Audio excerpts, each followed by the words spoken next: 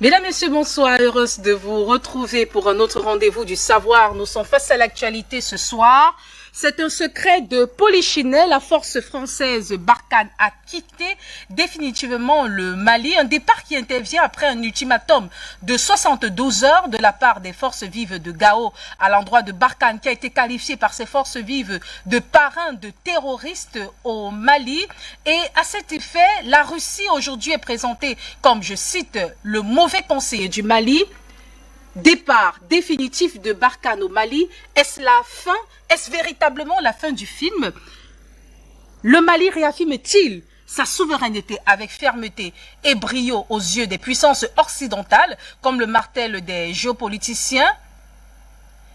Mesdames, Messieurs, nous restons au Mali, mais cette fois pour parler de l'affaire des 49 mercenaires ivoiriens qui ont été inculpés et écroués par la justice malienne. Est-ce le point de départ d'une friction totale des rapports entre le Mali et la Côte d'Ivoire? Que se passe-t-il véritablement? Pour en parler, des experts de haute volée. Général Issa Diawara, bonsoir. Et c'est Issa Sissé. Bonsoir, madame. Alors, monsieur Issa Sissé, bonsoir. Bonsoir, madame. Je salue les compatriotes qui sont sur la salle et je salue tous les auditeurs de l'Afrique Média. Et bonsoir à tout le monde. C'est un plaisir de vous retrouver ce soir dans le cadre de ce programme Face à l'actualité. Et un autre invité dans le cadre de ce programme, Madame Linda Labawi, bonsoir. Bonsoir, bonsoir Afrique Média, au plateau et à tous nos téléspectateurs. Merci Madame Linda Labawi d'être là ce soir. Vous êtes analyste politique mais également spécialiste des questions sécuritaires. On rappelle que Monsieur Issa Sissé est activiste panafricaniste mais également un analyste politique. Bien vouloir, Monsieur Issa Sissé, de décaler un peu de la lumière parce que les téléspectateurs ne parviennent pas à voir véritablement votre visage pour pouvoir coller les analyses au visage ou alors à la personne qui incarne cela. Et à côté de vous, Monsieur Luc Michel, bonsoir. Alors, le temps de permettre à Monsieur Luc Michel de nous retrouver. Monsieur Okosisi, bonsoir. Alors, bonsoir, belle combattante. Donc, je ferai le plaisir de connaître le nom tout à l'heure, puisque vous allez nous le dire, parce que je n'arrive pas à mettre le nom sur le visage aussi. Je tiens à saluer Madame Linda, Maman Linda Labawi, depuis le pays des hommes. Je tiens à saluer l'autorité Cissé également. J'ai entendu dans les présentations monsieur depuis la Belgique que je salue. Alors, merci de nous avoir invités. Aujourd'hui, nous allons encore une fois de plus aider l'Afrique à sortir de l'ornière de l'ignorance. Merci de m'avoir invité, chère madame. C'est un plaisir renouvelé de vous retrouver sur les antennes de la télévision panafricaine. Général Issa Diawara, bonsoir. Oui, bonsoir, madame Linda. Comme je vous ai dit, bonsoir. Je salue tout le monde et je salue tous ceux qui participent à ce débat ce soir au nom de l'Afrique pour vraiment l'Union africaine et vraiment la souveraineté de nos États. Bonsoir. Alors, Monsieur Issa Sissé, voilà, merci déjà encore de renouveler vos civilités à l'endroit des téléspectateurs et à l'endroit également du personnel et de la direction de la télévision panafricaine. Alors, ma salutation s'adressait au général Issa Diawara, qui à coup sûr, voilà, est des nôtres. Bonsoir, Monsieur Issa Diawara. Oui, bonsoir à vous, madame. Bonsoir à tous mes copanélistes. Et bonsoir à tous ceux qui suivent Afrique Média à cet instant. Je dis également bonsoir au Cameroun de nous avoir permis d'avoir une chaîne qui puisse nous permettre de parler, de sensibiliser les populations africaines, de donner l'information vraie à nos frères africains et au reste du monde libre. Merci beaucoup. Alors, je vais commencer par vous, Général Issa Diawara. La France a quitté définitivement le Mali, il faut le préciser. Hier, du moins le dernier bastion, voilà, de la force française Barkhane a quitté Gao sur instruction ou alors après un ultimatum de 72 heures qui a été donné par les forces vives de Gao à l'endroit de la force Barkhane qui a été qualifié de parrain de terroristes au Mali. Ouf de soulagement ou bien, M. Issa Diawara? Ok, bien sûr, madame. Pour commencer, juste une précision de taille. La France n'a pas définitivement quitté le Mali. C'est l'armée française aujourd'hui qui a définitivement quitté le Mali. La France a encore son franc CFA ici. La France a encore d'autres mécanismes que nous devons mettre dehors. Maintenant, la France est partie, oui, il y a ouf de soulagement. Parce que n'oubliez pas, la France avait fait un micro-trottoir dans la ville de Gao et dans quelques villes des régions du nord du Mali pour faire chanter, pour dire que ce sont les régions sud du Mali qui demandaient le départ de Barkhane, mais ce n'étaient pas les gens du nord. Or, la grande manifestation de la population de Gao a démontré aux yeux du monde que c'est le Mali dans son ensemble qui a vomi la présence militaire de la France, la présence française dans son ensemble. Donc, la France avait honte et la population de Gao avait donné un ultimatum de 72 heures. Tout le monde connaît la jeunesse déterminée de Gao. La France sait que passer ces délais, ça risque de mal passer et le monde entier va comprendre comment personne ne veut plus de la France au Mali, que ce n'est pas seulement que les jeunes qui se trouvent à Bamako ou à Sikasso, à Ségou ou à Kaï, que ce sont des jeunes de tout le Mali. Il s'agit de la jeunesse malienne dans son ensemble qui ne veut plus de la présence française. Et ceci étant, la France est partie. Mais madame, elle est partie se positionner à nos frontières.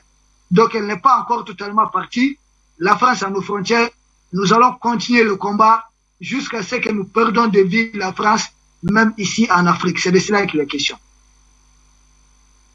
Merci, Général Issa Diawara, pour ce premier jet d'intervention. Alors, Madame Linda Labaoui, la force Barkhane a quitté le Mali. Faut-il se réjouir rapidement ou alors le Mali doit rester sur ses gardes? Qu'est-ce que je peux vous dire? Depuis 1960, normalement, la France est partie. C'est pas depuis maintenant. Encore une fois, la France, c'est un pays colonialiste.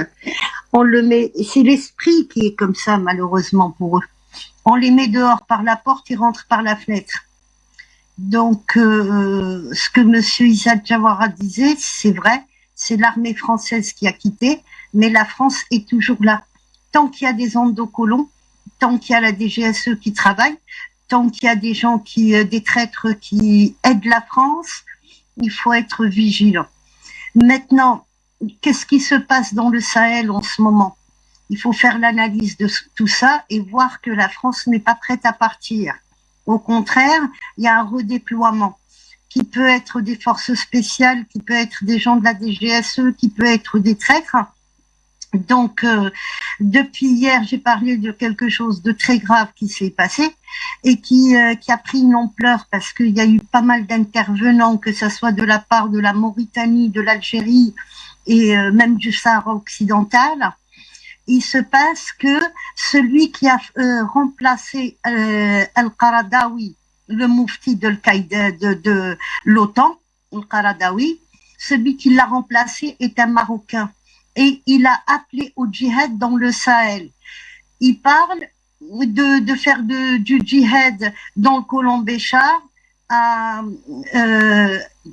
Tindouf, au Mauritanie. Le Sahara occidental, pour eux, c'est acquis. Ça veut dire quoi? Ça veut dire que c'est une déstabilisation de la région. Côté ouest de l'Afrique, côté est, c'est déjà enflammé. On sait que la Libye n'est pas prête de s'arranger et que des armes sont arrivées qui ont été détournées de l'Ukraine. Donc, en ce moment, il y a une très très grosse quantité d'armes qui est arrivée. Et nous avons un fond qui a remplacé celui qui a tué Al-Kadhafi, parce que Kadhafi, c'est une fatwa qui l'a tué. C'est Al-Qaradawi qui l'a tué. Son remplaçant est en train d'appeler au djihad, le djihad contre des musulmans. Et même si c'est contre des chrétiens, on ne peut pas appeler au djihad s'il n'y a pas une raison valable. Donc, il y a des choses qui sont en train de se passer. En même temps, on a liquidé le numéro 1 d'Al-Qaïda de l'autre côté. Donc, qu'est-ce que ça veut dire? Ça veut dire que toutes ces forces djihadistes malades, terroristes, n'ont plus de chef. Eh ben, le chef, il s'est présenté hier. Il a dit, je suis Rissouni, le numéro 1 de tel organisme, et qui appelle au djihad. Donc, les Maliens ont intérêt à être très vigilants, et les Algériens pareil, parce que cette histoire-là, elle apparaît à un moment où les forces françaises sont en train de quitter le Sahel. Al-Qaradawi était très proche de Sarkozy, donc de la France, et son remplaçant est en train d'appeler au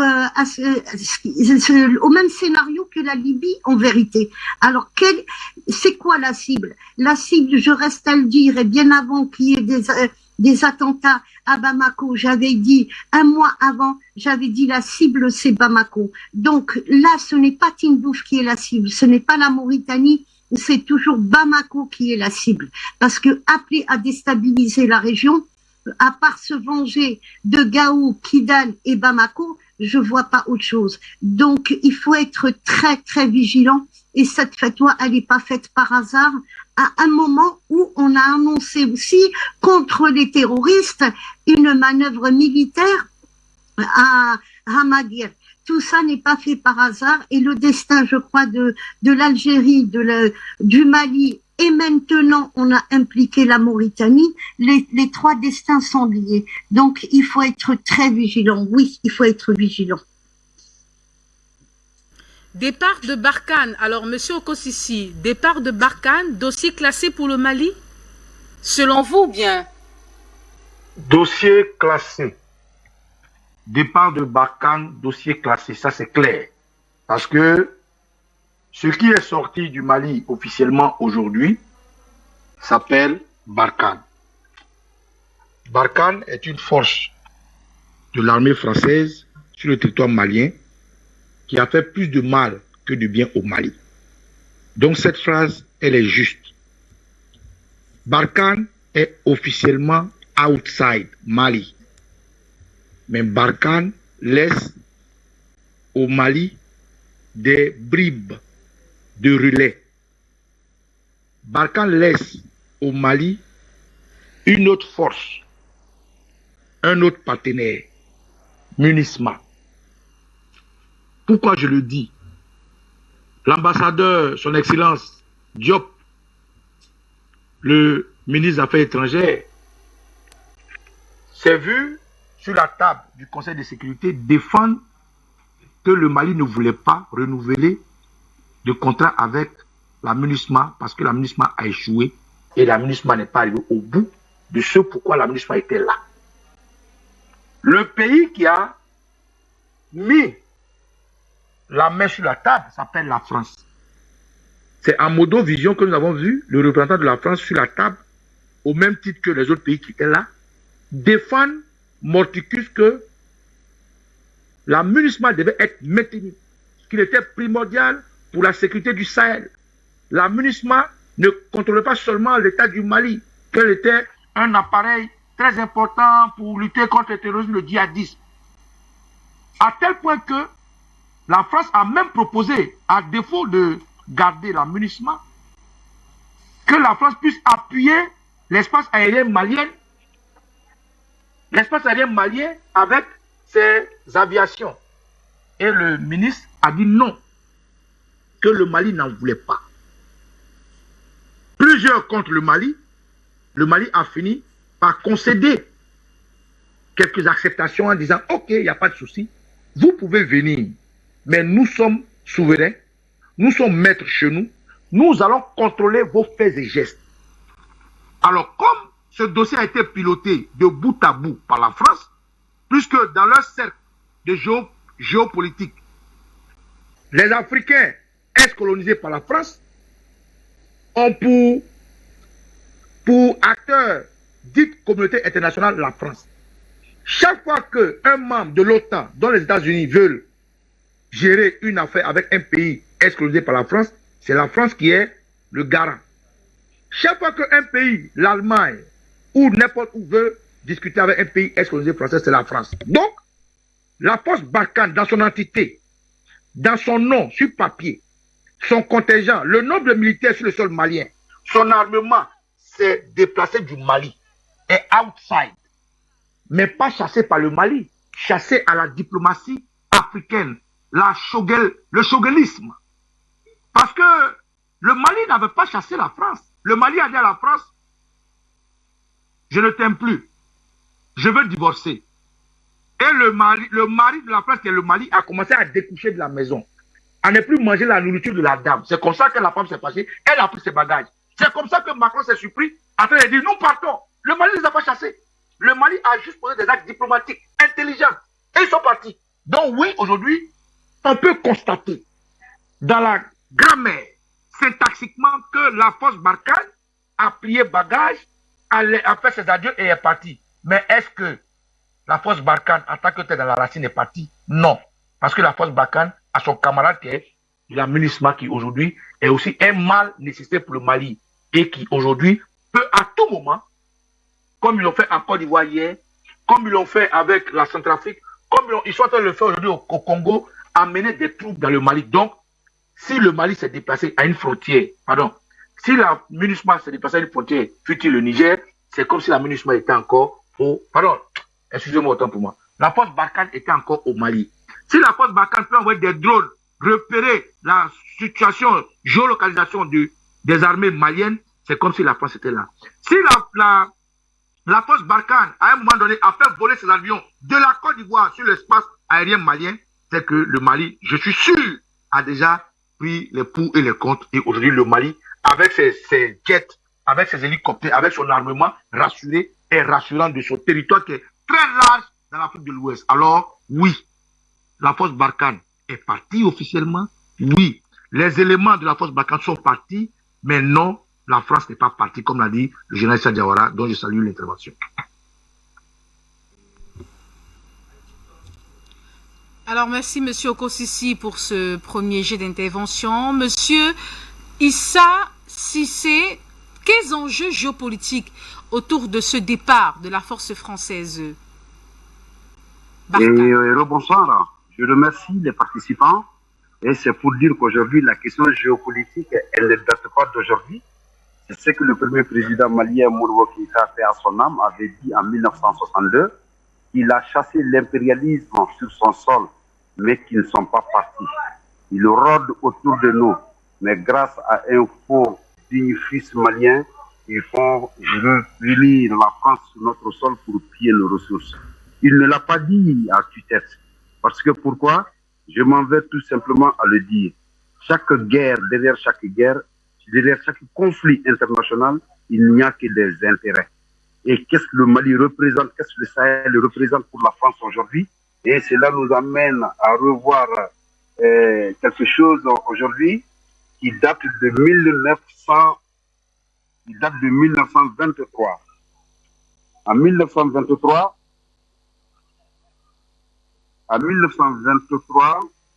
oh là là là. Je m'excuse un tout petit peu.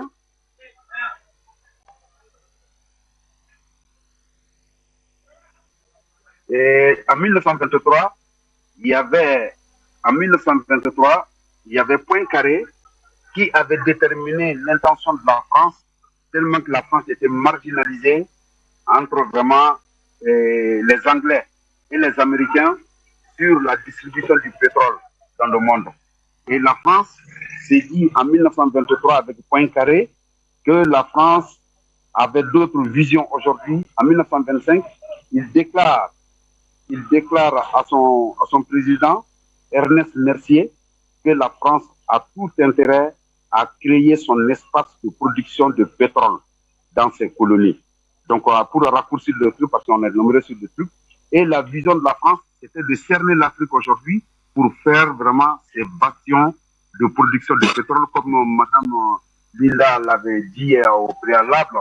Il a cité quelques points du Sahel, que le conflit ne concerne pas ces points, mais c'est tout à fait la revalorisation d'un vieux projet qui est mort-né. C'est le programme de l'OCRS.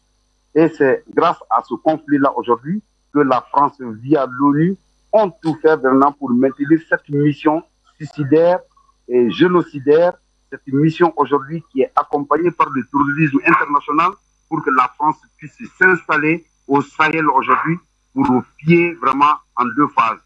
Une, la France a peur d'une éventuelle guerre mondiale. Il veut le Sahel comme une réserve militaire. En deux, la France cherche ses potentialités géoéconomiques, vraiment énergétiques au monde, et être une troisième puissance énergétique au monde. Après les États-Unis, la Russie, ils veulent s'accaparer vraiment du Sahel. Donc, comme Madame l'a dit, la Mauritanie est concernée et l'Algérie. Mais le point culminant, c'est ça. C'est quoi aujourd'hui? La Mauritanie ni l'Algérie, c'est des points focaux vraiment pour la France pour pouvoir s'habituer vraiment dans le Sahel. Et il faut savoir aussi que lorsque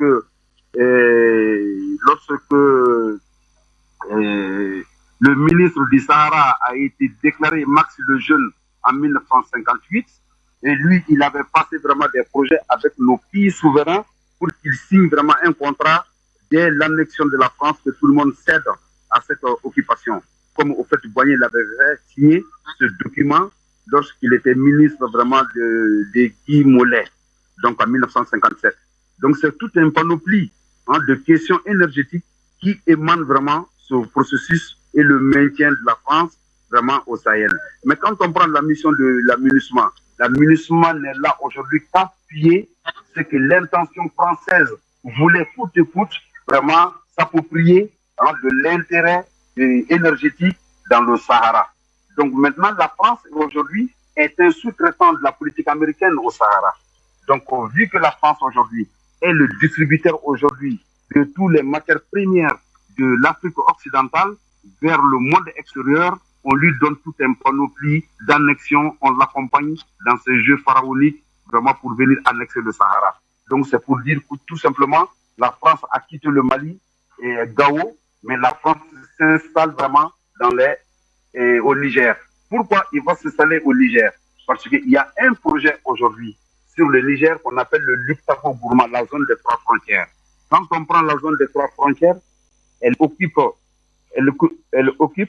8 régions du Burkina Faso et 2 régions du Niger, plus une commune urbaine qui est Niamey. Mais la zone des trois frontières occupe 9 régions du Mali, 14 cercles du Mali. Donc, tous les septentrionales du Mali, elle est cernée par ça. Donc, pour ça, aujourd'hui, la France, le Mali aujourd'hui, le Mali pour aller dans les zones des trois frontières, il faut que le peuple malien, les autorités maliennes, puissent prendre aujourd'hui que le Mali n'a pas de région, de frontières communes avec ces pays-là. Donc, il faut qu'on s'assure que l'intégrité territoriale de notre région, il faut que notre armée, nos voyants armés, puissent interdire toute opération de la France via le Niger et le Burkina s'adressant vers le Mali, parce que c'est le problème qui est là aujourd'hui. L'autre jour, tout simplement, décide fait partie vraiment de l'option du programme socle que la France avait décrété pour l'annexion de tout le Nord via la zone des trois frontières. Donc le Mali n'a pas de frontières communes avec ces pays-là. Donc l'enjeu économique en est un facteur majeur vraiment de la durée de ce conflit-là, comme en son temps, depuis 2013, et il y avait un ministre français qui était le gouvernement de François Hollande, avait bel et bien dit la France restera au Sahel, même s'il faut 10 ans. Parce que pour eux, pendant 10 ans, ils vont finir avec tout leur programme machiavélique pour l'annexion, le traitement et les recherches sur les matières premières au nord du Mali. Donc c'est la question géo-énergétique qui est à la base de tous ces facteurs-là. Donc les autorités maliennes ont pris le devant. Ils ont assumé les responsabilités pour interdire leur volonté, non seulement à l'aménagement et au monde entier, que nous sommes les premiers acteurs qui devront s'occuper de notre problème malien. Les autres viendront après. Donc, est-ce qu'on doit savoir qu'il y ait quelqu'un pour que je te garantisse ta sécurité? Cela n'existerait pas nulle part. Donc, ça veut dire qu'il y a cette question géo-énergétique qui est là. Et pour pallier à la formation,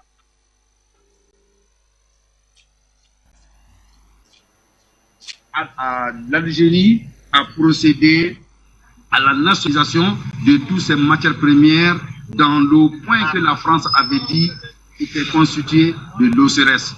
Donc le Mali, pour mettre fin à toute cette ambiguïté, on doit passer la nationalisation de tous les avoirs qui sont au nord du Mali et tout le monde va mettre un peu d'eau dans son vin. Tant qu'il y a ça aujourd'hui, la France est là. La France est présente institutionnellement sur notre territoire parce que c'est des lois qui ont été votées à l'Assemblée française après l'avis de l'Union européenne, l'Union française et le Conseil de la République française ont adopté la division de notre Sahara, ont adopté vraiment le dépouillement, la recherche, le raffinage du pétrole dans cette zone. Et c'est ça le point culminant. Tout ce qu'on dit aujourd'hui, il faut qu'on prenne le devant et s'assurer que nos matières premières ne sont ni à vendre, ni à échanger et ni à passer sous contrat autrui. Donc la France est là, il faut annuler tous les contrats de Total qui se trouvent dans le nord du Mali. La France est là, il faut nationaliser le programme de ELF qui se trouve au nord du Mali. Au nord du Mali, le Mali a 50 milliards de mètres cubes d'eau. Et c'est ce eau que la France cherche aujourd'hui au nord du Mali. Mais c'est ELF qui a le contrat. Donc Bouygues est présent. Donc maintenant Areva est présent pour notre uranium. Voilà la question géo-énergétique. Quand tu vas à l'Ulimaden, il y a de l'uranium. Quand tu vas à Temasna, il y a de l'uranium. Et la France ne vise que cela dans le nord du Mali. Et l'Europe est prête à accompagner la France parce que cette distribution, la France le fera avec le monde entier et la France le fera avec tout le monde. Donc c'est pour vous dire, c'est simplement, il n'y a pas question de terrorisme au Sahel, mais la France ne peut pas venir annexer. Il faut qu'il crée un faux débat. Il faut qu'il amène les terroristes dans ses trousses pour les installer et se dire un jour qu'il va leur combattre. On ne peut pas être pompier vraiment et éteindre le feu. Donc ils jouent aux pompiers, aux sapeurs-pompiers, alors que ça ne sert absolument à rien. Donc ces jeunes militaires ont eu vraiment l'amabilité, l'intelligence de dire que vraiment c'est l'amour de leur patrie, défendre le Mali, les intérêts économiques, c'est la base du terrorisme dans le Sahara. La Mauritanie aujourd'hui a ses assemblées dans le programme de l'OCRS. Tous les pays riverains ont leur part. Si le programme réussit, ils vont donner leurs députés à l'Assemblée constituant le programme de l'OCRS qui était un programme mort-né depuis le préalable. Donc le peuple malien aujourd'hui, via nos autorités, ont pris le devant vraiment pour dire à la France, trop c'est trop. La France n'est pas là pour lutter contre le terrorisme, mais la France est là uniquement pour ses intérêts. L'Europe l'accompagne pour ses intérêts et la MINUSMA est là aujourd'hui pour la division et lutter contre le racisme. Qui a dit que les Blancs ne veulent pas être gouvernés par les Noirs? Ça a été dit sur le sol français. Ce sont eux qui l'ont embobiné et ce sont eux qui l'ont enfumé vraiment en enfumant le peuple de France, en induisant le peuple de France dans l'erreur pour dire qu'ils sont là vraiment pour lutter contre le terrorisme. Non, ça n'a jamais l'être. Ce sont eux qui ont amené le terrorisme. Ce sont eux qui ont financé Al-Qaïda pour aller annexer l'Afghanistan. Ce sont eux qui ont armé les terrorismes à aller tuer Kadhafi. Et ce sont eux qui sont là aujourd'hui, vraiment avec ces mêmes criminels de guerre pour pouvoir tuer les Maliens au sein de la France, à assister l'annexion, les tueries barbares du peuple malien sans pour autant participer au combat. Parce que tout ce qui s'est passé au Mali pendant 9 ans, la France est co-auteur de l'assassinat du peuple malien et de lotissement sur cette terre-là aujourd'hui. Parce que quand tu prends le centre du Mali, il n'y a que des lignes de Banyangara à Douanzan, de Nyono à Massina, de Tireri à Bankas, à Koro. Sur toute cette bande, il n'y a que du lignite. Dans le monde entier, c'est le lignite qui est au centre du Mali et la France a ce contrat-là à distribuer avec vraiment le monde entier. Les premiers consommateurs de lignite, c'est les États-Unis, l'Allemagne, la Chine et la France. Ce sont eux qui sont là pour ça. Raison pour laquelle ils tuent, ils brûlent les maisons, ils assassinent, ils éventrent vraiment les femmes enceintes, ils tuent les enfants. Pourquoi? Pour laisser la place à l'exploitation future du lignite dans le centre du Mali. Voilà tout le problème. Donc si la France va aujourd'hui et quitte Gao, c'est le peuple malien, ce sont nos autorités qui doivent encore amplier leurs actions pour dire que le Mali ne fait pas frontière, il n'y a pas une frontière commune avec le Niger ni avec le Burkina. Nous allons s'assumer d'abord l'intégralité de notre sol et vraiment pour le faire. Je vous remercie. Merci pour ce premier jet d'intervention, Monsieur Issa Cissé. Merci pour les efforts consentis pour permettre aux téléspectateurs de mieux vous voir. On souhaite vivement encore que des efforts soient faits pour qu'on puisse véritablement voir le visage de Monsieur Issa Cissé au regard de la luminosité intense qui, qui ne permet pas véritablement aux téléspectateurs de vous voir. Merci, Monsieur Issa Cissé, de prendre en considération cette petite remarque pour pouvoir permettre aussi aux téléspectateurs de mieux, voir cette personne qui au cœur de ces différentes analyses. Alors, chers téléspectateurs, retour à présent sur des manifestations de population pour le respect de la souveraineté de l'État du Mali. On se retrouve juste après. Considérant l'exigence de l'autorité malienne adressée aux autorités françaises de mettre fin au délai à leur présence de la force Barkhane sur l'ensemble du territoire national. Considérant le retard pris et la mauvaise foi des forces françaises, Barkhane a continué d'occuper la base militaire de l'aéroport de Gao. Considérant la persistance de l'insécurité sur les axes routiers, notamment sur la route Gao-Sévaré, devenue l'une des routes les plus dangereuses. Ce sont là quelques-unes des raisons qui ont motivé cette manifestation qui a mobilisé des centaines de personnes. Cette marche est partie de la place des Martyrs de la ville de Gao à la place de l'Indépendance. Les marcheurs très engagés ne cessent de scander « Vive l'armée malienne, Barkhane dégage !» Des messages bien clarifiés dans une déclaration remise au directeur du cabinet du gouverneur. Nous, forces vives de la ville de Gao, donnons à compter de ce jour, 14 août 2022, un ultimatum de 72 heures pour le départ définitif de Barkhane. Passé ce délai, nous interdirons la circulation de toutes forces étrangères dans la ville de Gao et sur les axes routiers, Gao-Ansongo, Gao-Bourem, Gao-Wabaria, sans préjudice de toute autre action nécessaire jusqu'à l'atteinte de notre objectif. Nous exhortons les autorités maliennes de transition à accentuer les efforts de redéploiement de nos forces d'armée et de sécurité sur l'ensemble du territoire national. Et leur exprimons notre soutien total dans les efforts de sauvetage de notre grande nation. Autres messages hostiles à la présence de la force française sont bien visibles sur les banderoles, les pancartes et autres affiches exhibées à la place de l'Indépendance de Gao. Un espace non loin du gouvernorat de la ville où les marcheurs ont été reçus par les représentants de l'exécutif régional. Cette marche, elle a vraiment son sens. La population est stressée dans la mesure où, par exemple, tous nos axes vraiment routiers sont coupés. La route Gao-Sévaré est coupée, la route Gao et je dirais même Kidal, l'Algérie est coupée, la route Gao aussi en Songo aussi.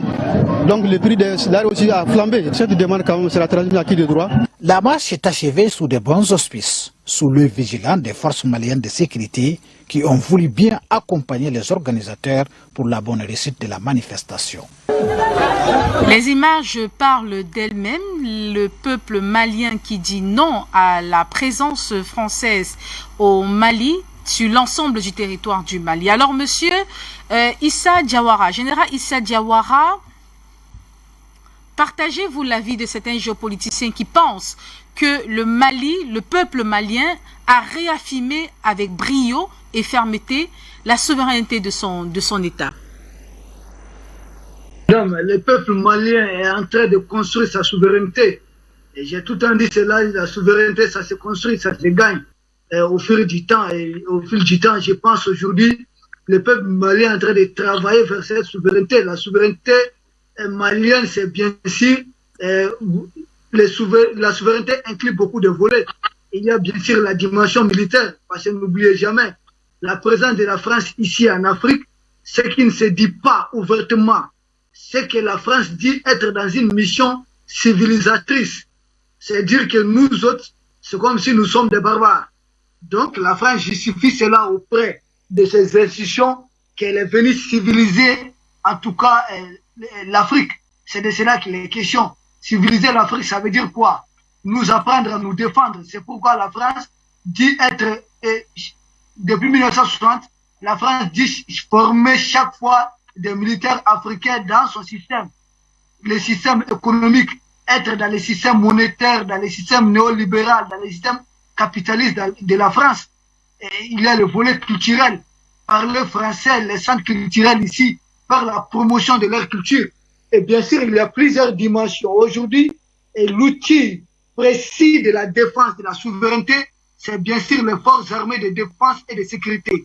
Le Mali a affirmé cela avec brio en expulsant la France du territoire malien. Mais faites attention, l'armée française régulière est partie du Mali, mais l'armée française officieuse est encore au Mali, puisque la France a fait venir beaucoup de contingents de l'aménagement qui travaillent ici pour elle.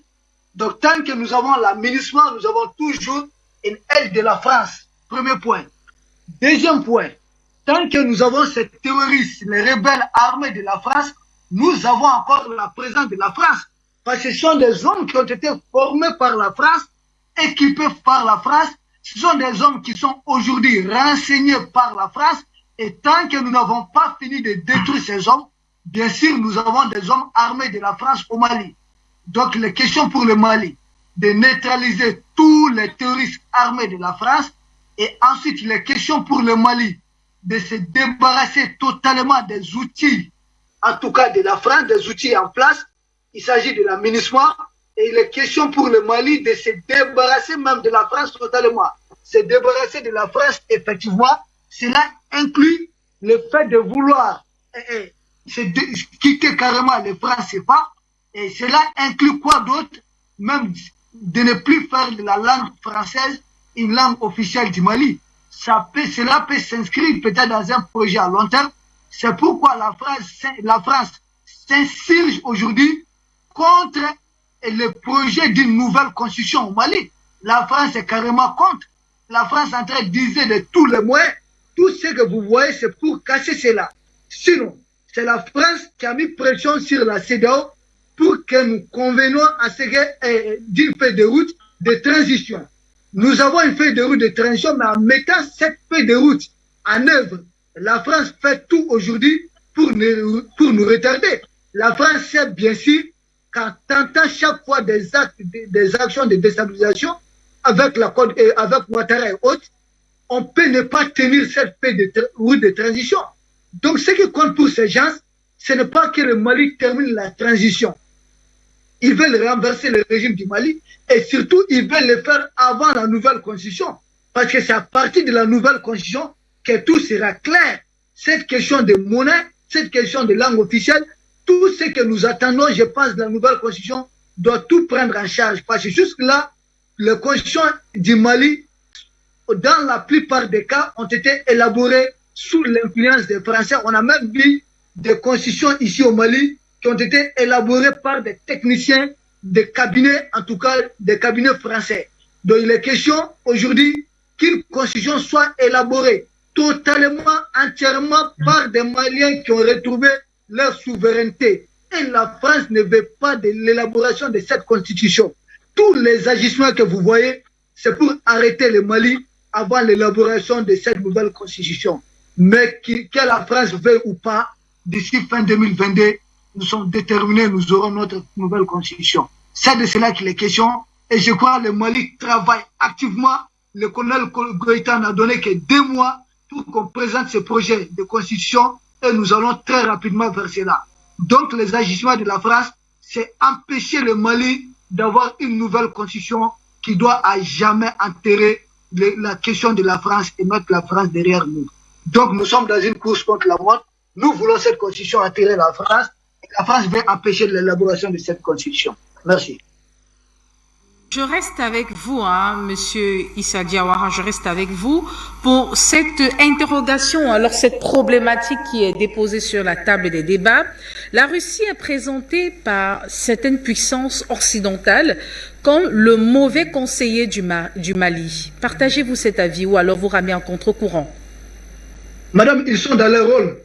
Ces conseillers occidentaux, ils sont dans leur rôle. N'oubliez pas l'Afrique. L'Europe se nourrit de l'Afrique. L'Occident se nourrit de l'Afrique.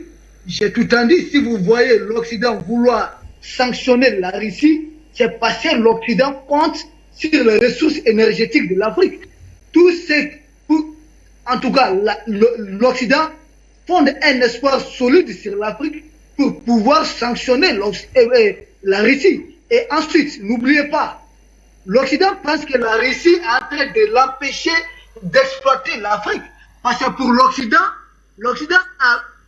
a fait reculer, a mis l'Afrique tellement en retard que sans la Russie, l'Afrique n'aura pas le courage de se relever à tel point de tenir tête à l'Occident, que c'est la Russie qui constitue aujourd'hui un raccourci en termes d'armement, en termes même diplomatiques, parce que n'oubliez pas, c'est la Russie aujourd'hui qui est en train d'utiliser son veto pour aider le Mali au niveau du Conseil de sécurité de l'ONU.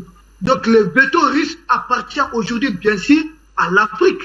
Et n'oubliez pas, Sergei Lavrov, lors de sa tournée en Afrique, Sergei Lavrov l'a dit, que la Russie est prête à commercer avec les pays africains à partir des monnaies locales de l'Afrique. Ce qui veut dire quoi? La Russie aujourd'hui est en train de dédollariser le monde entier.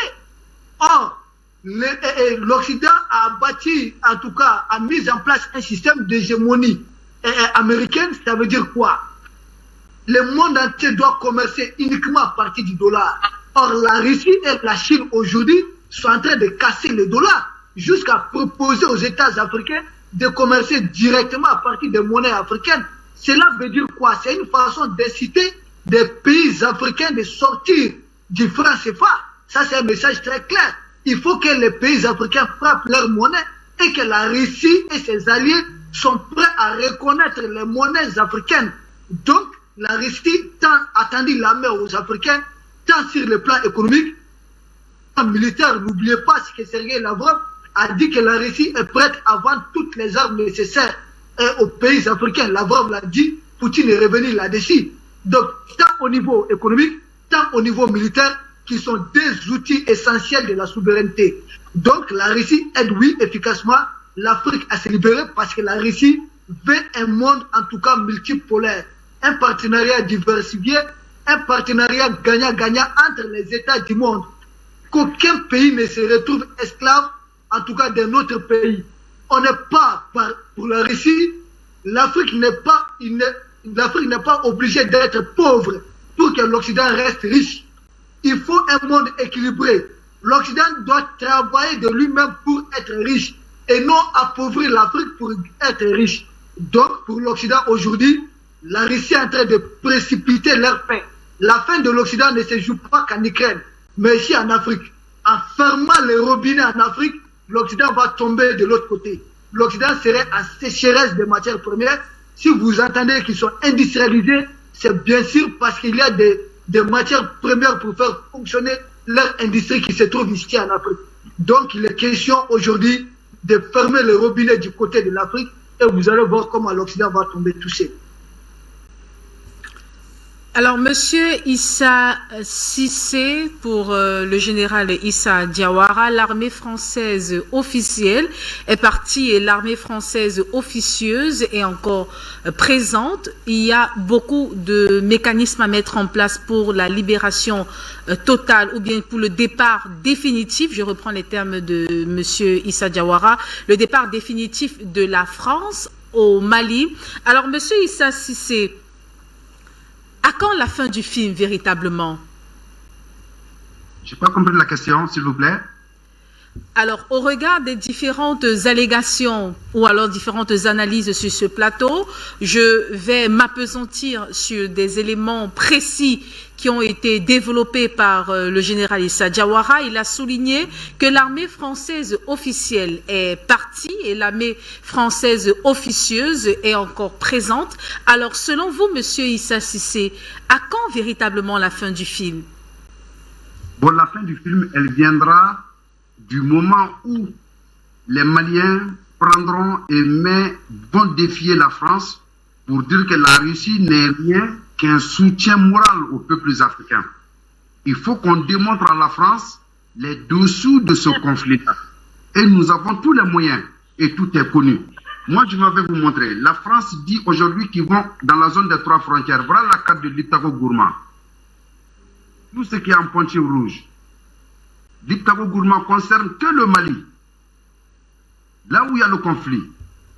Et le Mali est un bastion aujourd'hui, à la France aujourd'hui, pour s'installer en Afrique. C'est le Mali qui les intéresse. Parce que tout est au Mali. Tout est au Mali. Il faut que les Maliens parviennent à démontrer à la France qu'il y a un journal qui a été apparu en France le le 23 juillet 1957, qui dit qu'une seule région à Tombouctou, qu'il y a 3 milliards de mètres cubes d'eau dans le bassin du Karta, 50 milliards de mètres cubes d'eau entre le Mali et la Mauritanie. Et c'est surtout que Kadhafi a utilisé pour avoir le fleuve artificiel pour inonder le Sahara. Et cette eau a sa source au Mali. Il dit quoi? Il dit qu'à Tombouctou seulement, il y a les minéraux suivants. Le gypse, 3 millions de tonnes de réserve. L'Irabérite, 198 millions de tonnes de réserve. Globérite, 366 millions de tonnes de réserve. Charbon, 45 millions de tonnes de réserve. Fer, 500 millions de tonnes de réserve. Manganèse, 3,5 milliards de tonnes de réserve. Et phosphate, 2 millions de tonnes de réserve. Sel, gemme, 53 millions de tonnes de réserve. Et il y a des indices sérieux qui existent concernant le diamant, le platine, le cuivre, le nickel, l'or, lithium, l'uranium, le zinc, le tin, le plomb, le pétrole. Et le 20 septembre, il faut qu'ils sachent, et le 20 septembre, ce n'est pas les Russes qui ont déterminé, c'est la France. Le 20 septembre 1923, il y a Ernest Mercier qui ont fait vraiment, et il y a comment ça s'appelle encore, Cornet, Poincaré. Il fixe des objectifs à Ernest Mercier, dont les termes suivent. Le gouvernement désire de créer un outil capable de réaliser une politique nationale de pétrole de la société de pétrole. Et la société devra être essentiellement française et demeurera complètement indépendante. Elle se forcera de développer une production de pétrole à contrôle français dans les différentes régions productrices. L'idée des régions productrices, tout le monde le sait, c'est dans le Sahara. Et ce n'est pas la Russie qui a décrété ça. Donc la population française, l'Union française était au courant parce qu'il y avait un sentiment anti-américain avant De Gaulle. Parce que les Anglais et les Américains avaient détaché complètement Shell dans la production du pétrole. Donc c'est pour dire qu'aujourd'hui, il faut qu'on démontre à la France que la Russie n'est qu'un soutien pour nous. Eux, ils nous exploitent. Ils font tout pour dire que la Russie est là aujourd'hui pour les intérêts. Non. Les contrats maliens ont été distribués de 2004 à nos jours. Il n'y a pas une société russe qui détient ces contrats. Il n'y a que l'Union européenne qui est là. Il n'y a que la France qui est là. Il n'y a que l'Europe, l'Occident qui est là, mais la Russie n'est pas là.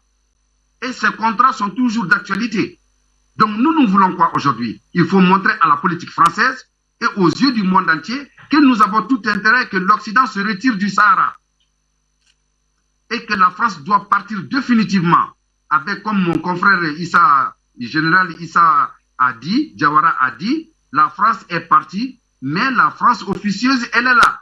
Ça veut dire quoi? Ça veut dire que tous les intérêts français qui sont là, reconnus par la Constitution de 2003, de 99, c'est cette Constitution qui permet à la France d'être là. Nous avons tout intérêt aujourd'hui à réécrire une nouvelle Constitution et qui va mettre en cause toute la distribution anarchique de ces contrats au profit de la France. Voilà pourquoi la France s'acharne derrière les militaires pour dire que vraiment, il faut qu'il y ait un président démocratique. Non, parce que c'est des présidents manipulables, c'est des visions françaises, c'est des hommes qui sont là aujourd'hui au service de la France qui vont leur permettre vraiment à l'Europe de rester et s'installer. Parmi les 61 pays qui interviennent dans la MINUSMA comme des militaires de la MINUSMA, il y a 51 pays qui sont inscrits sur les contrats pétroliers du Mali. Où est la réalité? Sur 61 et 50 sont inscrits sur la distribution du contrat au Mali. Donc c'est pour vous dire tout simplement que cette politique, elle est là uniquement que pour des intérêts de l'Europe. Et on accompagne la France uniquement parce que la France, c'est lui. Si le programme réussit, il va fournir, ils voleront toutes les matières premières africaines. C'est celui qui va faire le cordon ombilical entre l'Afrique et la France. Je me pose souvent la question, pourquoi il n'y a toujours que les candidats françaises à la tête de l'FMI?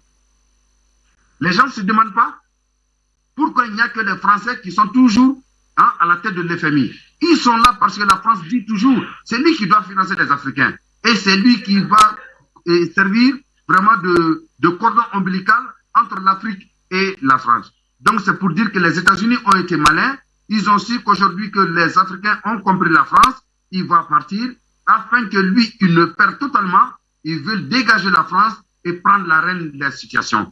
Donc c'est pour dire tout simplement que nous, en tant qu'Africains, et plus précisément Maliens, il faut impérativement que nos autorités parviennent à déclarer honnêtement l'annulation de tous les faux contrats distribués de 2004 à nos jours.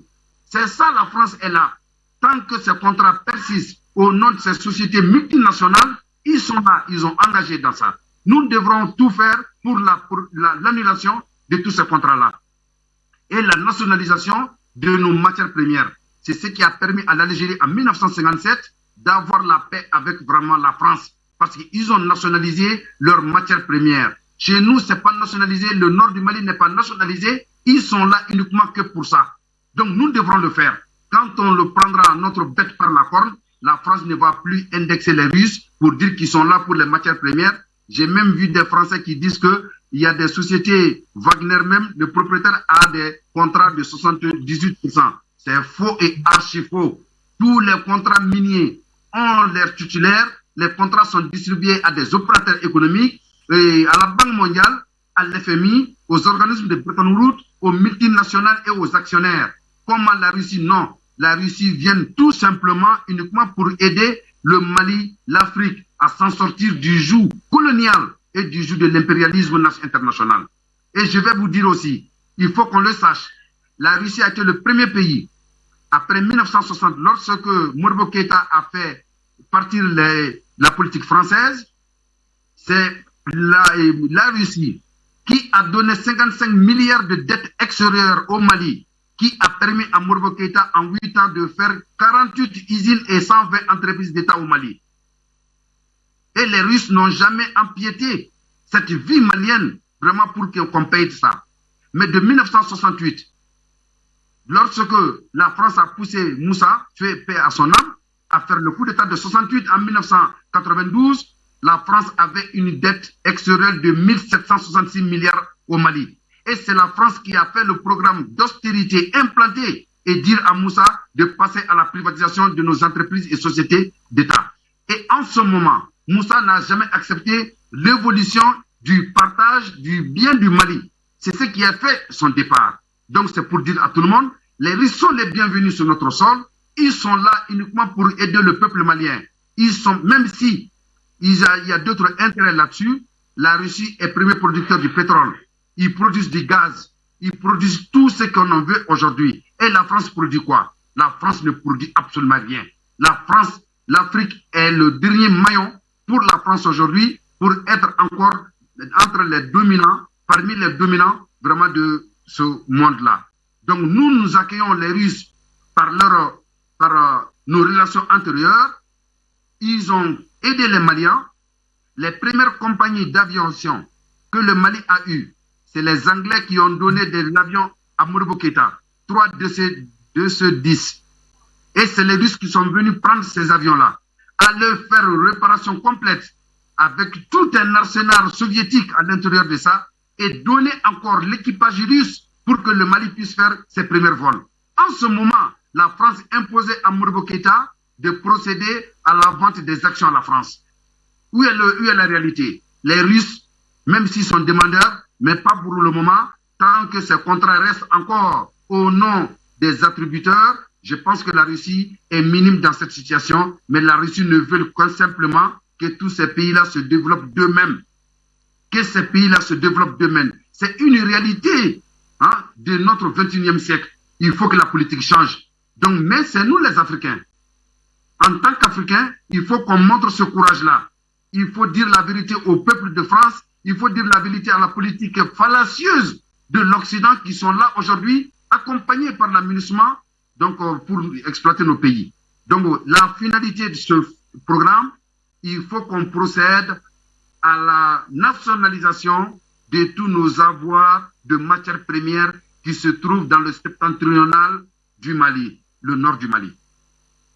Je vous remercie. Alors, Monsieur Okosisi, au regard des multiples accusations contre la Russie, Pouvons-nous dire que l'Occident, de façon générale, craint la Russie? Alors, Monsieur Madame Okossi, Capen, si vous avez la parole. Madame Capen, vous voyez, vous posez une question dans un français simple que tout le monde peut comprendre. Est-ce que l'Occident craint la Russie? C'est d'actualité qu'aujourd'hui, il y a une crise en Occident, en Europe, la Russie qui est à l'est de l'Europe, avec l'Ukraine, et ceux que nous appelons occidentaux, qui sont tous regroupés dans l'OTAN, qui sont de l'Ouest, mènent querelle, mènent bataille.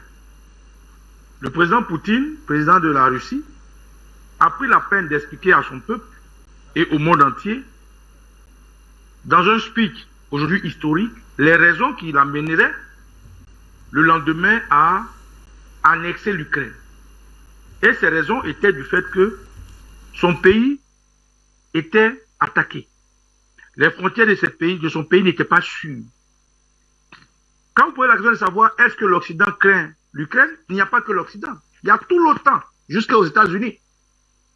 Et qu'est-ce que le président Poutine a dit pour attester ce que vous dites? Il dit, il prévient quelconque pays que ce soit qui se mêlerait de cette crise entre la Russie et l'Ukraine, ce pays sera automatiquement pris à partie par la Russie.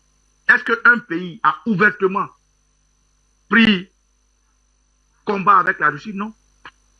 Ils ont trouvé des subterfuges de soulever des armes envoyées en Pologne, de faire une communication médiatique, de ternir le nom à tort ou à travers de la Russie, de vouloir embobiner tous les autres peuples alignés de la Russie, jusqu'à même l'Afrique. Donc si vous me posez la question de savoir, est-ce que l'Occident a peur de la Russie? Mais il est clairement sur la table. Pourquoi depuis eux qui ont les armes nucléaires, ils n'ont pas attaqué la Russie ouvertement? Pourquoi depuis eux qui sont les super armées du monde, les États-Unis futiles, n'ont pas attaqué la Russie? Pourquoi la France s'est déplacée, Emmanuel Macron allé pour qu'il s'asseye au bout d'une table à quelques kilomètres pour pouvoir négocier? Pourquoi est-ce que tous ces pays-là qui ont passé leur temps à faire des réunions, sur des réunions jusqu'à terminer la dernière réunion de Versailles, n'ont pas pris langue contre la Russie? Habituellement, ils seraient intervenus. Regardez comment ils ont fait à l'Afghanistan. Regardez ce qu'ils ont fait à Kadhafi. Regardez ce qu'ils ont fait à Bachar al-Assad. Pourquoi ils ne sont pas arrivés au bout? Parce que la Russie a montré par A plus B qu'elle était une force. Donc oui, il n'y a pas que la peur. Il y a qu'aujourd'hui, la Russie a ouvert une brèche dans les BRICS. Aujourd'hui, les BRICS font partie d'un groupe qui a le plus de population, contrairement à ceux qui sont dans la G7 et autres. Regardez la G7, comparez la G7 aux BRICS. Regardez les rapports de force. Le BRICS à la Chine, le BRICS à la Russie, les BRICS ont l'Afrique du Sud et j'en passe. Vous comprenez? Donc il n'y a pas que la crainte. Il y a un fait. Le monde a changé. La Russie a impacté le monde. La Russie redessine les cartes. La Russie va en Afrique. Prend la décision d'être avec l'Afrique centrale. Et puis ça ne va pas quelque part, comme le dit un Ivoirien. La Russie décide d'épauler un pays comme le Mali. Arme le Mali, accompagne le Mali, et puis ça ne va pas quelque part. Et mieux, tout à l'heure, vous avez posé une question à mon très cher camarade Diawara, de savoir est-ce que les critiques portées contre, de l'Occident contre la Russie sont avérées. Vous voyez comment se retrouve cette question que je vais profiter pour répondre. Aujourd'hui, même dans les livres bibliques, c'est écrit que mieux vaut celui qui t'apprend à pêcher que celui qui te donne du poisson. L'Occident, l'OTAN et leur clique ont toujours voulu donner du poisson à l'Afrique pour que l'Afrique soit dépendante d'eux.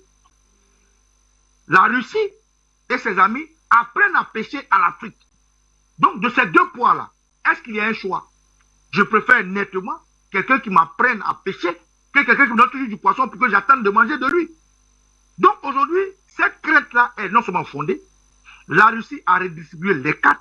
La Russie a derrière elle des gens qui ont été hier martyrisés, volés, ostracisés. Les Africains qui aujourd'hui, à la table des sanctions, ont refusé de sanctionner la Russie en votant blanc ou en s'abstenant. Raison pour laquelle vous voyez Emmanuel Macron sommé par la France d'aller en Afrique et de retrouver les pays qui sont dans les partis. Raison pour laquelle vous voyez les Américains venir en Afrique pour draguer. Raison pour laquelle vous voyez quand Sergueï arrive et rencontre ses frères là, ils courent tous. Et je vous ai dit, c'est pas encore fini. Il y a encore d'autres qui vont venir. Et mieux, est-ce qu'ils ont peur de la Russie? Regardez, madame. Aujourd'hui, l'actualité parle des 49 soldats ivoiriens, des mercenaires qui sont au Mali. Mais qu'est-ce qu'ils sont allés faire en Russie? Excusez-moi, au Mali. Lorsqu'on les a attrapés, ils ont pointé du doigt la MINUSMA. Non, nous sommes des contingents de la MINUSMA. Après, on dit non, c'est l'Allemagne qui les sous l'eau. Après, on dit non, c'est des blabla. Mais pourquoi ils sont partis là-bas? Parce qu'ils veulent faire tomber Assimi Goïta. Qui est Assimi Goïta? Mais quelqu'un qui travaille aujourd'hui avec l'État russe. Quand vous voyez que le Mali achète des armes et que officiellement le président Assimi Goïta se déplace pour aller prendre ces armes et qu'on médiatise, c'est pour affirmer sa souveraineté. Les armes qui sont venues, les jets qu'ils ont achetés, les avions de guerre, ces armes sophistiquées qu'on a achetées, ce n'est pas pour poursuivre les djihadistes. C'est pour affirmer que la Russie est en train d'apprendre à pêcher au Mali. C'est pour affirmer sa souveraineté totale. C'est pour affirmer que désormais, tout pays à côté du Mali qui s'aventurerait à dépasser les frontières du Mali illégalement sera maté. C'est pour prévenir la sous-région. La Côte d'Ivoire, dont Draman Ouattara aujourd'hui a fait main et pied pour déstabiliser le Mali. Le Niger, dont Bazoum aujourd'hui a accepté le retour de cette fois qu'on a chassé au Niger, et tous les autres pays autour. Le Libéria, qui est aujourd'hui sur le sol de George Weah, ce que vous oubliez, George Weah a accepté que des mercenaires ramassés ça et là par l'Occident s'entraînent sur le sol libérien. Il y a des Maliens, il y a des Guinéens, il y a des Burkinabés, il y a des Ivoiriens qui sont formés par des soldats, des ex-ambassadeurs allemands de la Grande-Bretagne, de la France, et coachés par des commandos de Ouattara ivoiriens sur le sol de George Weah. Donc il y a tout ce peuple-là. Aujourd'hui, le Mali affirme sa souveraineté à la Russie. Donc, en gros, est-ce que l'Occident a peur de la Russie? Madame, avec ce que je viens de dire, il n'y a pas match, comme on le dit en jeune. Aujourd'hui, l'Occident voit que le monde est en train de partir dans la main de la Russie. La jeunesse africaine soutient la Russie et la jeunesse africaine soutient les peuples comme le Mali, comme la Centrafrique sont en train de décider. Et bientôt, nous attendons la constitution malienne pour voir Assimi Goïta se présenter comme président du Mali et puis tenir le Mali jusqu'au bout. Mesdames et messieurs, désolé que je puisse vous quitter sur le plateau. C'est indépendant de ma volonté que je serai mon dernier jeu de parole. J'ai aimé participer avec M. Sissé Issa, avec Maman Larbaoui et puis à mon camarade, le général Diawara. Merci beaucoup. Monsieur Okosisi, pour vos différentes interventions dans le cadre de ce programme face à l'actualité. Alors, Madame Linda Larbaoui, cette question, je vous la renvoie au regard de ces accusations contre la Russie. Peut-on dire que l'Occident craint la Russie? Pas la Russie. L'Occident craint la solidarité des peuples et craint la solidarité entre pays et l'indivision. C'est ça que l'Occident craint. En 1975, d'après Kissinger, c'est lui qui l'avait annoncé et plusieurs fois, il y avait déjà une redéfinition des cartes géographiques, celle de l'Afrique et également celle du Moyen-Orient. Je pense bien, connaissant les trois dossiers très très bien, la chance du Mali et de l'Algérie, c'est que la Syrie ait résisté. Il y avait tout un programme pour diviser l'Algérie, diviser le Mali. Je pense que les Maliens se sont rendus compte et c'est pour ça qu'ils se sont levés. Mais qu'est-ce qui fait peur aujourd'hui? Qu'est-ce qui a fait partir les forces françaises aujourd'hui? C'est cette solidarité entre peuples maliens. Quand je dis peuple malien, c'est exactement comme l'Algérie, c'est une république, donc les personnes qui sont au pouvoir font partie du peuple et l'armée fait partie du peuple. C'est cette indivision que la France ou l'Occident craint. Après, il y a le soutien de la Russie, bien sûr, qui est craint, bien évidemment. Sinon, dans les années 70, en 1975, je reviens à cette année-là, quand on a monté l'opération Safari Club, c'était pour dégager l'Union soviétique, et vers 1978, c'est là où il y a l'espèce de tribu Azawad qui qui a commencé à agir dans le Sahel, justement pour réclamer une autonomie, une séparation. Donc c'est déjà antérieur à 2010, 2013, c'est antérieur, tout ça c'est antérieur. Donc il y a déjà un travail qui avait été fait auparavant. Mais il y a aussi une chose importante que j'aimerais dire pour l'avoir vécu moi-même, cette révolution du peuple malien. Il y a tout un travail psychologique qui a été fait sur nous depuis plus d'un siècle. Mais ce réveil du peuple malien et cette révolution, je pense que ça a été une thérapie générale, une thérapie du groupe. Et il y a eu un réveil. Je dis pas un éveil, je dis bien un réveil. C'est-à-dire, on dormait, on s'est réveillé et puis on voit une réalité en face et on voit un pays qui part à la dérive.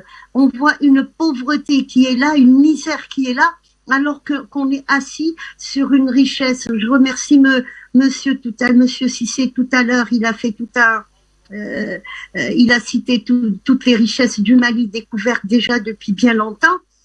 Et donc, ce peuple-là qui se voit dans la misère, entouré de gens armés qui sont là pour leur piller leur sac de riz ou le peu de biens qu'ils ont. Donc, ça a été une véritable thérapie. Et c'est ça qui a donné une force au peuple malien et il a compris qu'il fallait être solidaire. Solidaire entre eux et il faut surtout pas qu'ils lâchent les gens qui ont pris la décision de les aider. Cette armée, avec le peu de moyens, a pris une décision avec son état-major. Elle a pris les devants et elle a dit maintenant ça suffit. Le peuple les a suivis. C'est ça qui fait peur. À chaque fois qu'il y a eu une manif, il y a eu des réactions de la part de la France. On va voir par rapport à Emmanuel Macron, c'est le seul président français qui s'est mêlé ouvertement sur des réseaux sociaux, via des médias, tout ça, de la politique des pays, qui s'est ingéré, je dis bien ouvertement, voilà, qui a parlé contre les peuples, qui a parlé contre les pays. C'est le seul qui s'est pris cette liberté. Et c'est là où on découvre qu'il y a cette peur justement de perdre le Sahel. Maintenant, je vais rappeler à Monsieur Cissé, à tous nos téléspectateurs, une chose qui est certaine, la France connaît le Sahel mieux que les pays sahéliens eux-mêmes, je pense. Parce que quand on revient, et j'en ai parlé une fois, l'histoire de Charles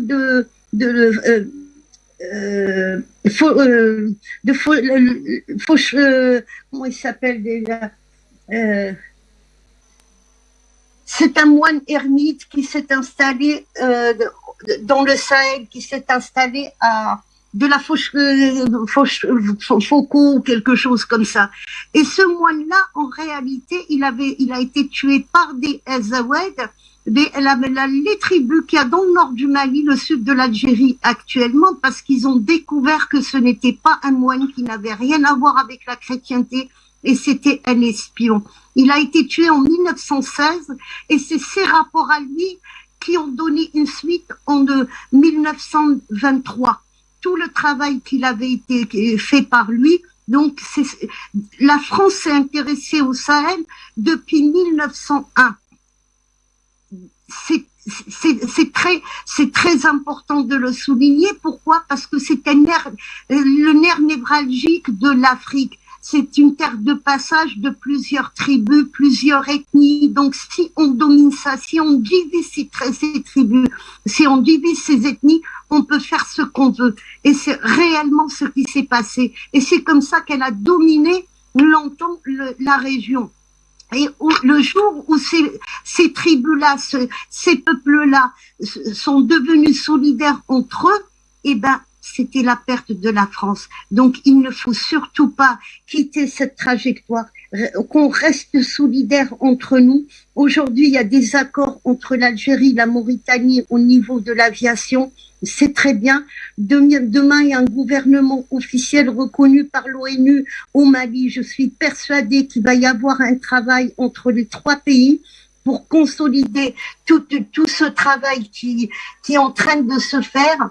et ça va donner une force, et c'est là où on pourra se débarrasser de tous ces endocolons qui travaillent au profit de mains étrangères.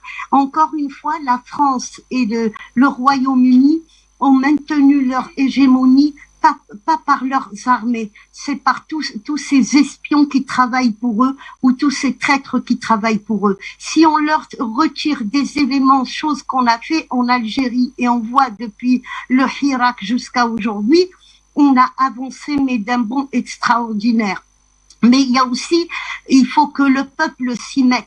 Moi, personnellement, je passais 5 heures par jour à fouiner, à chercher, à essayer de communiquer avec d'autres groupes. On a formé des groupes sur les réseaux sociaux. On a utilisé beaucoup les réseaux sociaux par rapport à certains députés algériens qui avaient des sociétés en France à rentrer sur Internet, faire des recherches. C'est vrai que c'est un travail, mais ça a donné ses fruits. Et à nos amis maliens aussi d'utiliser les mêmes méthodes ou autres méthodes pour découvrir tous ces gens qui sont payés par l'ANED, par Georges Soros, par la CIA, par la DGSE.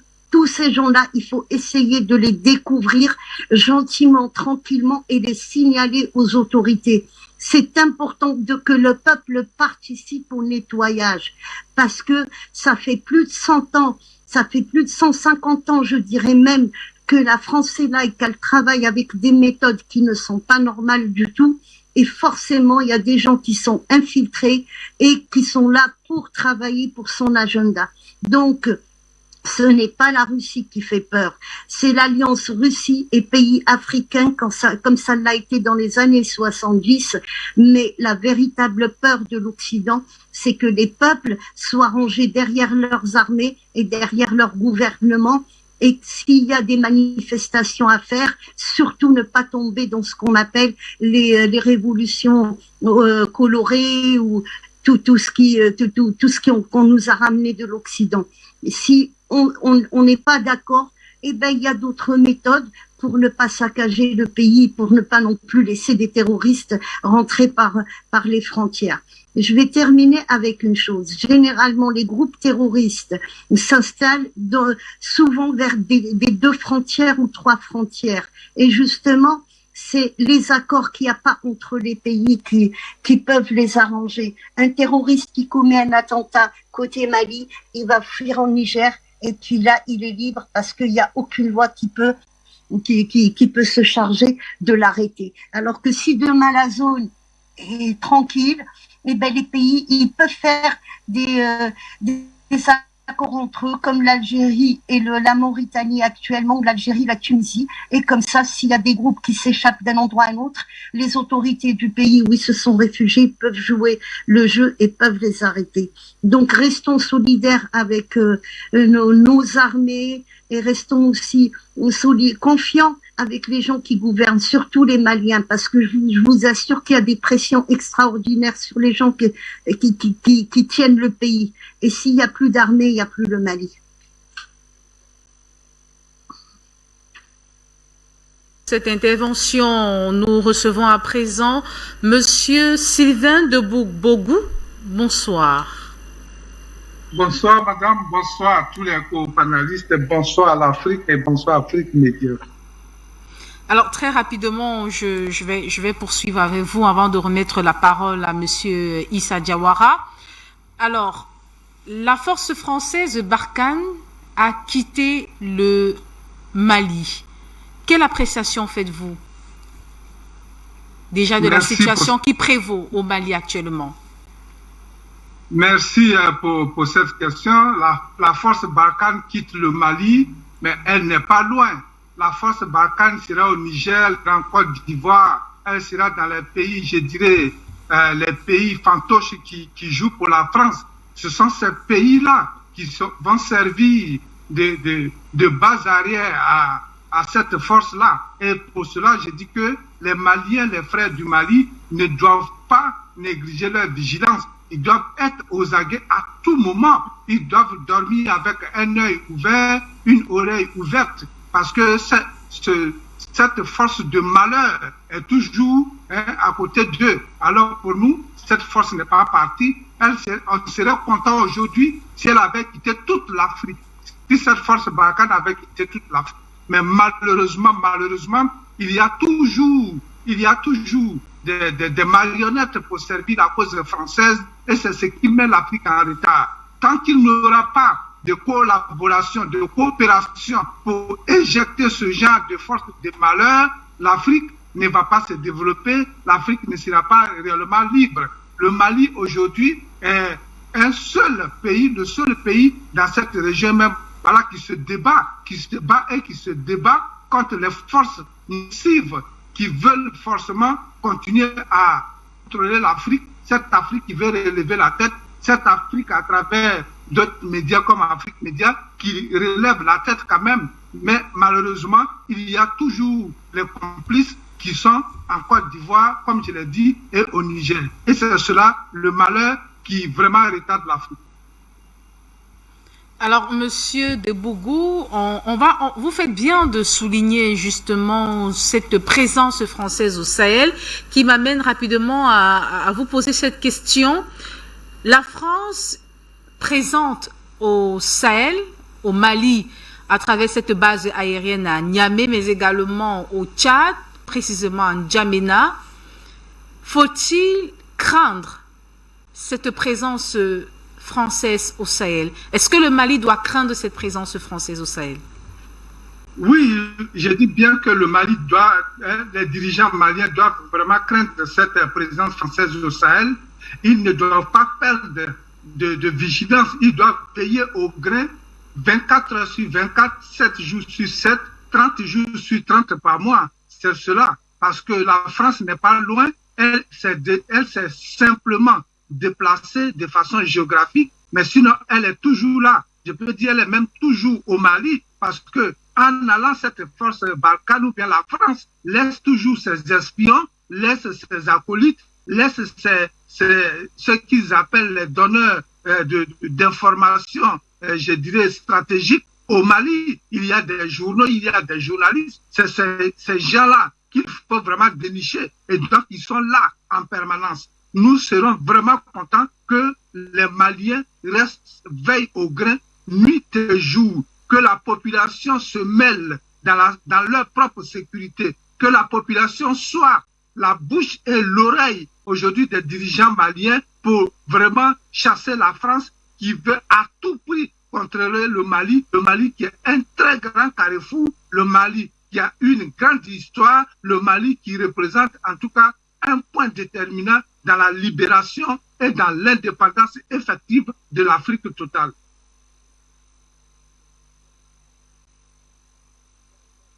Sylvain de Bougou.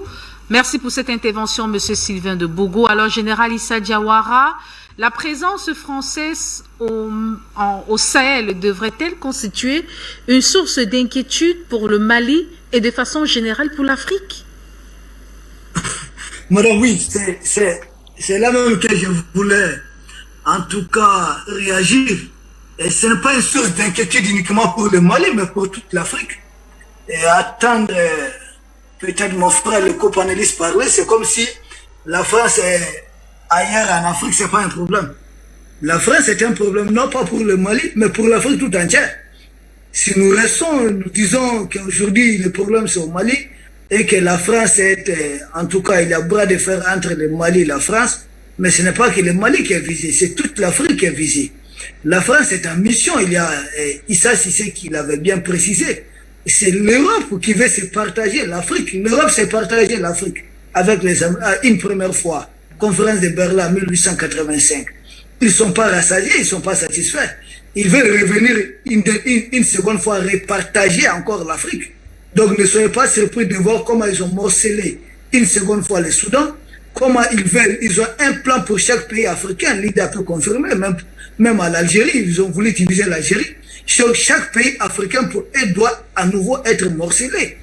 Au Cameroun, là-bas, il y a une zone dont ils veulent en tout cas séparer en tout cas du Cameroun. Donc partout, ils veulent faire quelque chose. En Côte d'Ivoire, bien sûr, ils ont réussi une fois à dresser le Nord contre le reste de la Côte d'Ivoire. Ils sont toujours dans cette dynamique. Donc la France est un danger pour tous les pays africains, puisque la France travaille à rendre sa présence nécessaire. Maintenant, si c'est une inquiétude pour le Mali aujourd'hui, pour le Mali, c'est moins une inquiétude pour les autres pays. Parce qu'au moins au Mali, on a plus des militaires officiels de la France ici. Nous savons que nous avons des proxys français de la France, et nous savons qu'il y a des fonctionnaires français qui travaillent encore, en tout cas, qui sont infiltrés, qui sont dans le système. Le Mali a commencé un début de nettoyage. Il faut craindre pour le reste de l'Afrique qui encore n'a pas compris que le vrai danger, c'est bien sûr ce pays européen qui est la France. La France n'est pas le seul pays européen à avoir des colonies en Afrique, madame. L'Angleterre a même plus de colonies que la France. Mais pourquoi la France de 60 à maintenant, l'Angleterre n'a fait qu'une seule intervention militaire en Afrique, notamment dans le cas de la crise de la Sierra Leone. Mais la France a plus de 40 interventions en Afrique. Donc toute l'Afrique a craint de ces pays-là. Mais ces pays qui fait la moitié du Mali. Donc toute l'Afrique a à craindre à ces pays qui en réalité ne doit son rang au niveau du G7, au niveau du G20, au niveau du Conseil de sécurité de l'ONU, que par la colonisation de l'Afrique. C'est de cela qu'il est question. C'est pourquoi quand j'ai beaucoup attendu, mon frère Oko Sisi disait que mieux vaut apprendre à pêcher que de donner un poisson à quelqu'un, mais la France ne donne pas un poisson à quelqu'un ici. La France ne nous donne pas de poisson. La France nous donne le reste de la soupe du poisson qu'elle nous a volé, c'est notre poisson. Et la France vole, elle part cuisiner notre poisson, et ensuite elle vient nous donner le restant de la soupe, de la sauce. C'est de cela qu'il est question. Et ensuite, ce qu'il faudra comprendre, et dire que la France va partir, la France ne partira pas. Que les choses soient très claires. La France doit être chassée. Et aucun pays africain ne réussira seul à mettre la France dehors totalement, ou en tout cas en dehors de l'Afrique. Il s'agit pour les pays africains, pour une fois, c'est donner la main, puisque nous savons tous où se trouve le mal. Qui est le mal? Donc, qu'est-ce qui nous empêche de chasser ensemble la France? C'est de là qu'il est question. Je comprends qu'il y a des obstacles pour que nous parlons d'une même voix ensemble. Il y a des pays africains comme l'Algérie qui ont leur souveraineté haute. Il y a des pays qui sont en train de construire leur souveraineté comme le Mali. Et il y a des pays qui n'ont encore rien compris. Donc, ils sont en retard. Maintenant, il faut aider ces pays à dégager les valets de la France qui sont à la tête de leur État. Puisqu'à la tête de chaque, comment la France gère ses États africains. Comment un pays qui ne vaut que la moitié, qui n'est que de moitié la taille du Mali, peut essayer de régner sur plusieurs pays africains. Plus de 14 pays. Tout simplement parce que la France a pris soin de placer ses gouverneurs à la tête de ces pays. Premier combat, premier obstacle d'abord pour les pays africains, il s'agit de déposer les gouverneurs que la France a mis à la tête de nos pays, parce que ce sont ces gouverneurs-là qui permettent à la France de piller économiquement l'Afrique. Ce sont ces pays qui permettent à la France de faire tout ce qu'elle est en train de faire ici en Afrique. Donc, il faut les enlever. Parce que la France garantit à ces hommes une longévité au pouvoir. La France garantit à ces hommes les droits, en tout cas, de commettre des crimes contre leurs concitoyens, donc sans être inquiétés. Donc, à nous peuples, nous sommes nombreux, nous sommes forts. À nous de déposer les gouverneurs de l'Afrique. Et ça, c'est une première étape. Une fois ces gouverneurs déposés, à nous maintenant de constituer des alliances fortes, des alliances vraies, ou à nous de réformer des alliances qui existent déjà. C'est de cela qu'il est question. Donc, l'Afrique n'a pas à craindre la France en tant que telle, mais je pense aujourd'hui, l'Afrique a à craindre son retard de parler d'une même voix. Nous, notre problème, c'est ça. Nous sommes un éléphant qui dort. Donc, l'éléphant qui dort doit peut-être, c'est ça, protégé par l'éléphant qui dort encore. On a craindre plutôt plus du retard que l'éléphant est en train de mettre avant de se réveiller. Donc, ce qu'il faut voir, c'est quand le réveil global de l'Afrique. Aujourd'hui, nous saluons des chaînes comme Afrique Média, qui travaillent à donner l'information vraie, qui travaillent à la sensibilisation, qui travaillent efficacement pour faire réveiller l'Afrique tout entière. C'est pourquoi il faut beaucoup saluer le Cameroun pour nous avoir permis d'avoir une chaîne en tout cas telle Afrique Média et d'autres chaînes panafricaines. Donc il est question aujourd'hui que l'Afrique parle d'une même voix. Autrefois, nous avons laissé Thomas Sankara se débattre seul. Et nous l'avons même combattu pour faire plaisir aux Blancs. Les Maliens étaient impliqués dans ça. Nous devons faire notre procès. Nous avons laissé Lumumba se débattre seul. Et quand Modibo Keïta était ici, Sékou Touré en Guinée, ce sont des gens qui sont battus à peu près seuls. Pourquoi ne voulons-nous pas tirer des leçons de notre histoire?